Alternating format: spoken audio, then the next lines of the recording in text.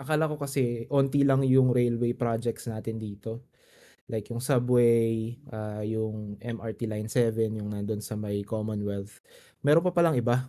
So, Mhm. first, ang maganda sa mga railway projects na to is, syempre, di ba nag-spread out na yung, madami ng workers na galing sa iba't Mhm. ibang nearby provinces sa Calabarzon.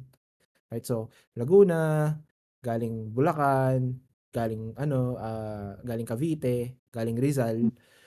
So, parang naisip nila dito is maggawa ng mga railway system na nagba-branch out sa mga nearby provinces na yun para Mhm. mas madaling makarating dito sa sa Maynila. Some updates regarding dun sa MRT 7 kasi ano yun, 'di ba? From QC, bali QC to Bulacan siya. San Jose del Monte, 'di ba? Connected to bali dun um, sa malaking station na nandun sa may Trinoma.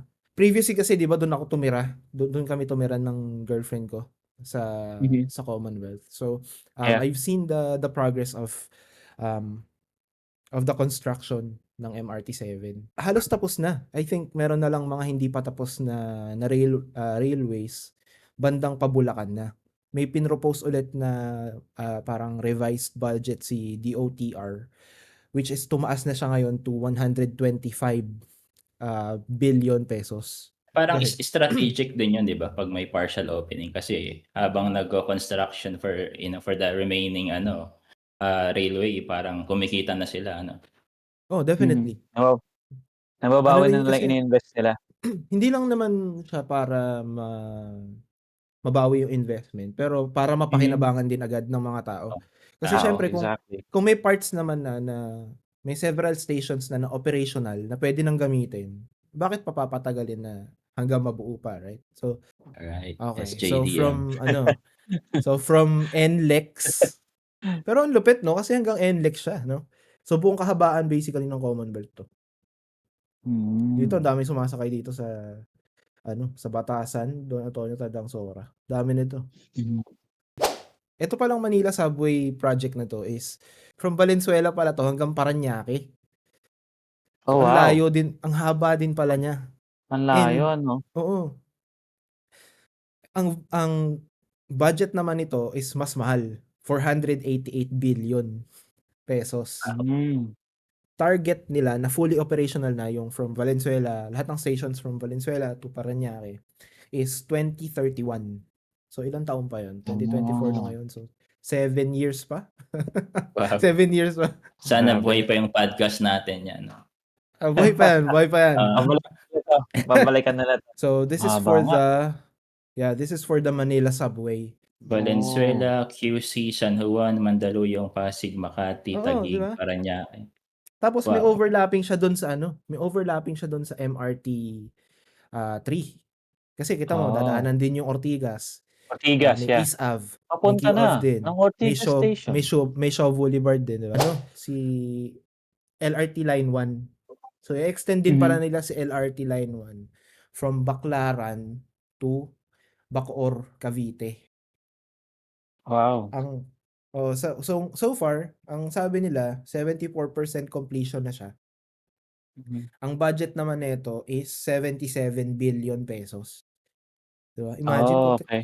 billion-billion yung budget ng mga railway system, and I think it's good because, parang badly needed na talaga natin ng kasi, Mhm. for example dun sa MRT 7, ang Mhm. dami ng commuters na from Bulacan na talagang nagta-travel to Metro Manila.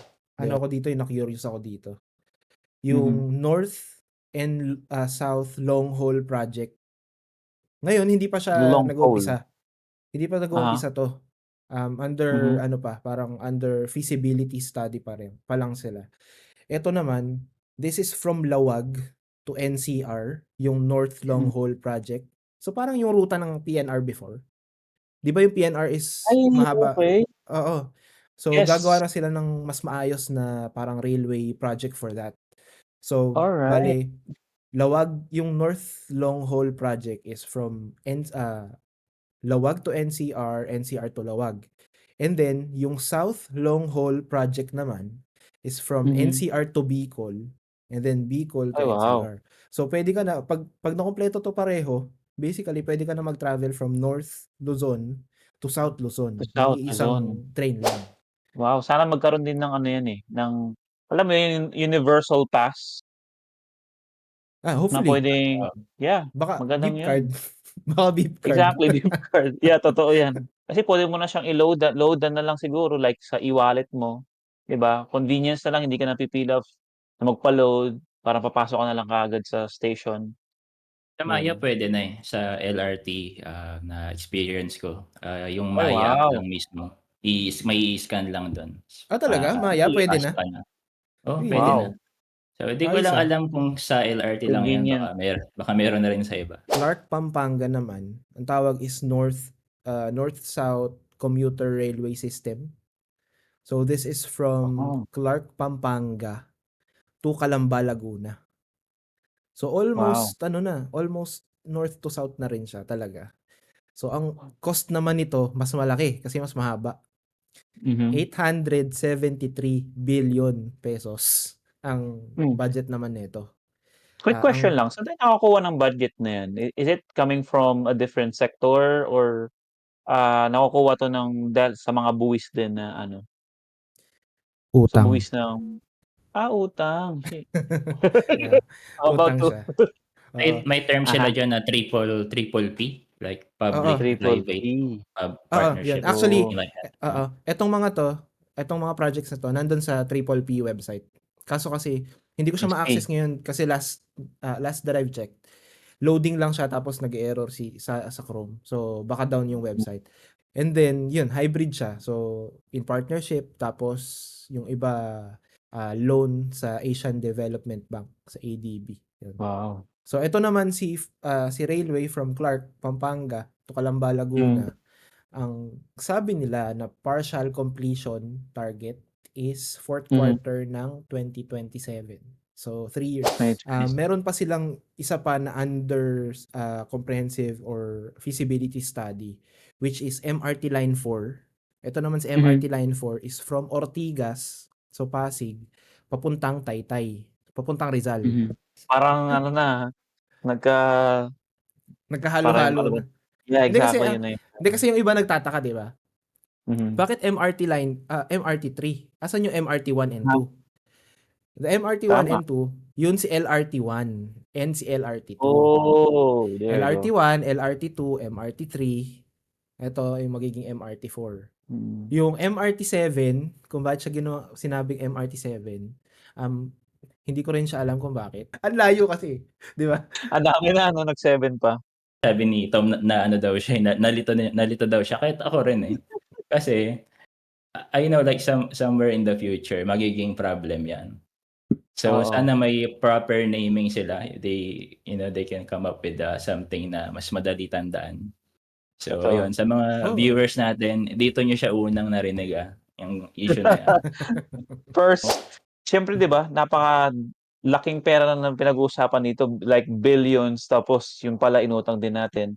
Hopefully, they are not only doing this just put the railway system. Dapat siguro advanced na siya in such a way na makakaya niyo yung mga, let's say, calamities, mga baha, mga lindol, mga ganyan.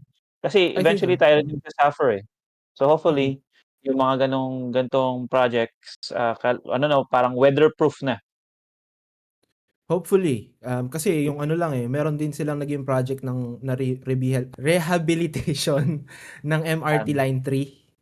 So ang laki rin aha, ng ginastos ng ano nila, ng rehabilitation nila do'n. 98 mhm. billion din ang inabot. Natapos nung 2022, na-rehabilitate na daw nila 'yon nung completion date is 2022. Pero nakakadampa ako ng Napakahalaga ng MRT. napakahalaga ng rehabilitation, we all know what happened sa admin ni Aha, Pinoy. Oo, 'di ba? Yung Nagpa siya oo. umapoy yung ng bad optics sa kanya, dahil sa oh, rehab grabe. na 'yan. So, 'yan, so which led to, like PRRD's, victory. So, dapat ayusin talaga nila 'yan. Ang productivity loss sa traffic issue sa Pilipinas is 2.4 billion pesos per day. Per day 'yon. Grabe, per day. Dahil lang sa traffic, yes. And kung hindi mare-resolve yung mga issues natin sa traffic by 2030, magja-jump siya to 6 billion pesos per day.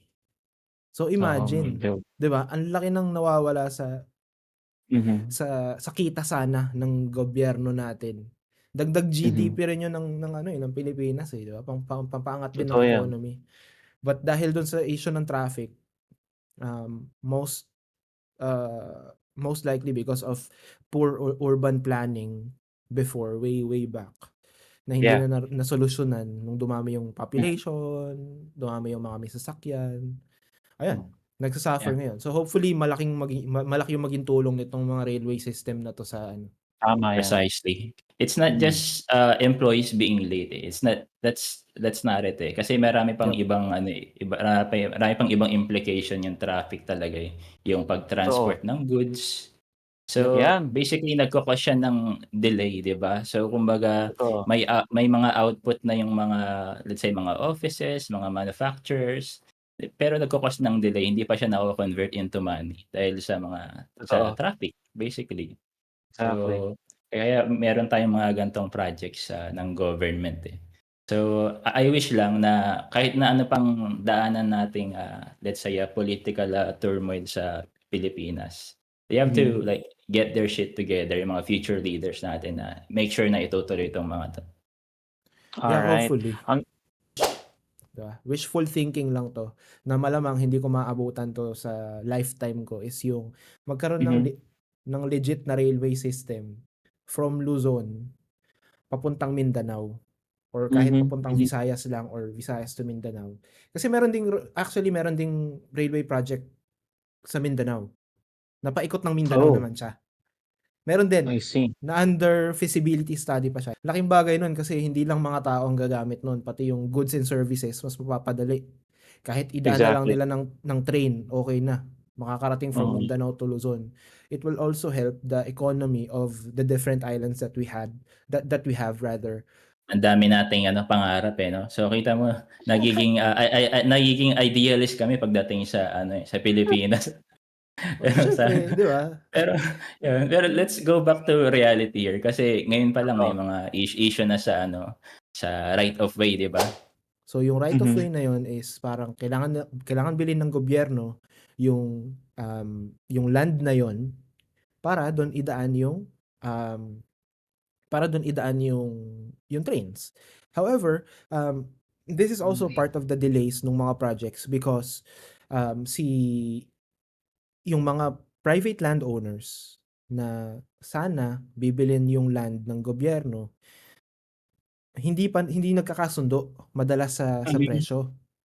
Ginagawa mhm. na mismo, parang planado na lahat. Tapos during negotiation phase pa rin yung ano, yung pagbili nung land for the right of way. So ang sabi ng DOTR, hopefully ang ma-implement na bago i-start yung project, unahin na yung pagbili ng mga lupa. Unahin na asikasuhin yung right of way para dire-diretso na yung construction after. Kasi ang Totoo. nangyayari, napuputol yung construction in one specific part of land kung hindi pa tapos yung negotiation.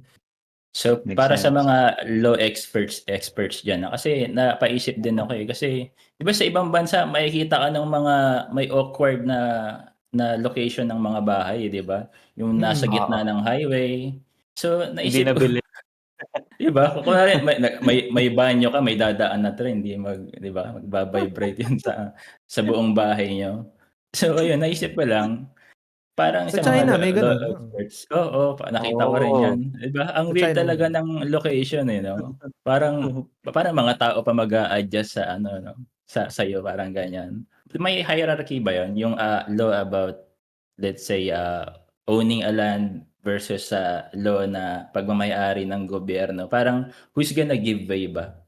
Yung ang sabi nga nung secretary ng DOTR, kailangan nilang bumili ng panibagong lupa basically 'pag hindi nagkasundo ano, sa right of way, sa pagbili. Hmm. So, sa mga landowners diyan na tatamaan ng mga railway projects, baka konting, pakisama naman 'di ba? Para wala Para ng delay 'no? Oo. para maayos ang ano.